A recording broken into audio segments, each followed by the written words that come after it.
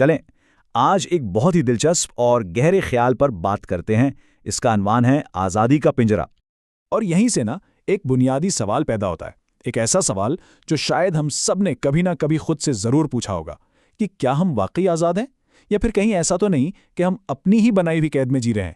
تو یہی سوال اصل میں ہمیں اس پوری گفتگو کے پہلے حصے کی طرف لے جاتا ہے، ہمارا بنایا ہوا پنجرہ۔ صرف نام سن کر یہ اندازہ ہوتا ہے کہ اس خیال میں کتنی گہرائی ہے۔ یہ ہمیں اپنے اندر جھانکنے پر مجبور کر دیتا ہے۔ دیکھیں، یہ کوئی سرسری فلسفیانہ بات نہیں ہے، بلکہ یہ ایک ایسا تصور ہے جو واقعی سوچنے پر مجبور کرتا ہے۔ اور یہ اشارہ کس طرف کر رہا ہے؟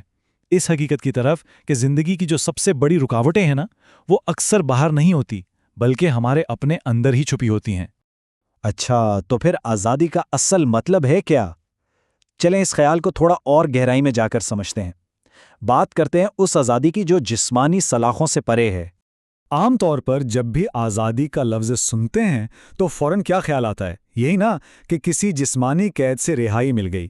لیکن حقیقی آزادی اس سے کئی آگے کی چیز ہے۔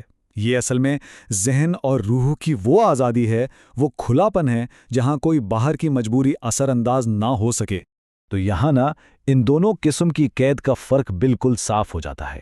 سوچیں، ایک طرف ہے جسمانی قید، دیواریں ہیں، تالے ہیں، زنجیریں ہیں جنہیں ہم دیکھ سکتے ہیں، چھو سکتے ہیں، اور دوسری طرف ہے ذہنی قید۔ یہ بنتی ہے خوف سے، دوسروں کی توقعات سے، اپنے اوپر شک کرنے سے۔ اور پتہ ہے کیا؟ یہ نہ دکھنے والی زنجیریں اکثر کہیں زیادہ مضبوط ہوتی ہیں۔ تو پھر یہ ذہنی قید، یہ ہمارے اندر کی دیواریں، آخر یہ ہیں کیا چیز؟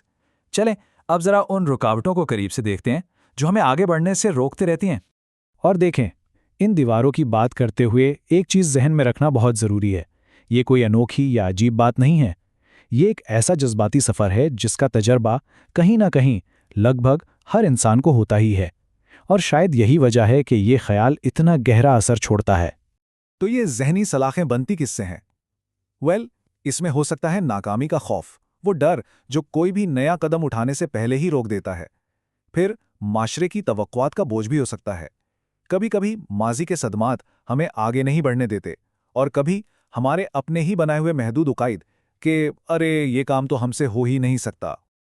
لیکن سب سے اہم سوال، اگر یہ پنجرہ موجود ہے تو کیا اس سے نکلنے کا کوئی راستہ بھی ہے؟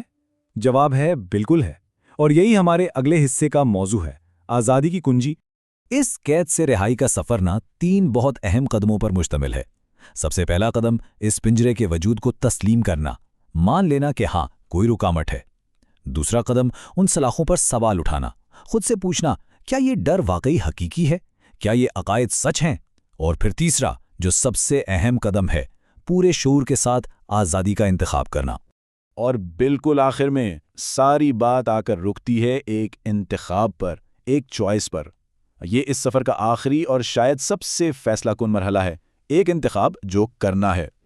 اصل میں یہ پورا تصور اسی ایک نقطے کے گرد گھومتا ہے کہ زندگی میں کیے گئے چھوٹے بڑے فیصلے ہی ہماری آزادی کی سمت طے کرتے ہیں۔ یہ پیغام ہمیں اپنے انتخاب، اپنی چوائسز پر غور کرنے کی دعوت دیتا ہے۔ تو اس پوری بحث کا خلاصہ کیا ہے؟ وہ اس ایک سادہ سے جملے میں چھپا ہوا ہے: آزادی ذہن اور روح کی رہائی کا نام ہے۔ یہ کوئی باہر سے ملنے والی چیز نہیں، بلکہ ایک اندرونی کیفیت ہے۔